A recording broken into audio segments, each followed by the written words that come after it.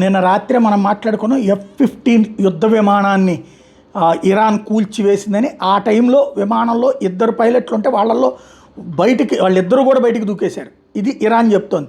వాళ్ళు ఆచూకీ తెలిస్తే తమకు సమాచారం అందించాలని దేశ ప్రజలను కోరి. అయితే ఇద్దరు పైలట్లు ఒకడు సురక్షితంగా కాపాడేసింది అమెరికా. మరొకళ్ళ కోసం గాలింపు చర్యలు చేస్తున్నామని చెప్పింది. ఇద్దరు అటు అమెరికా ఇజ్రాయెల్ బలగాలు ఎతుకుతున్నాయి. గాలింపు చర్యలో పాల్గొంటున్న హెలికాప్టర్ను కూడా కూల్చేసామని మరోవైపు ఇరాన్ ప్రకటించింది. మరోవైపు పశ్చిమాసియా వ్యాప్తంగా పలు దేశాల మీద ఇరాన్ శుక్రవారం దాడులు కొనసాగించింది. కువైట్లోని ప్రధాన చమురు శుద్ధి కర్మాగారం మీద దాడి చేయడంతో మంటలు చెలరేగింది. దుబాయ్ రాజధాని అబుదాబిపైకి టెహ్రాన్ ప్రయోగించిన క్షిపణుల శకలాలు తగిలి 5 భారతీయులు గాయపడ్డారు. ఇరాన్ మీద అమెరికా ఇజ్రాయెల్ వైమానిక దాడులు కొనసాగినాయి. టెహ్రాన్ని కారజ్ నగరంతో అనుసంధానించేందుకు నిర్మిస్తున్న భారీ వంతెన ఈ దాడుల్లో దెబ్బతింది. పశ్చిమాసియాలోకెల్లా ఎత్తైన వంతెనగా దీనికి పేరుంది. అదే సందర్భంలో నైరుతి ఇరాన్లోని పర్వత ప్రాంతంలో అమెరికాకు చెందిన F-35 యుద్ధ విమానాన్ని కూల్చేసినట్టు ఇరాన్ మొదట చెప్పింది.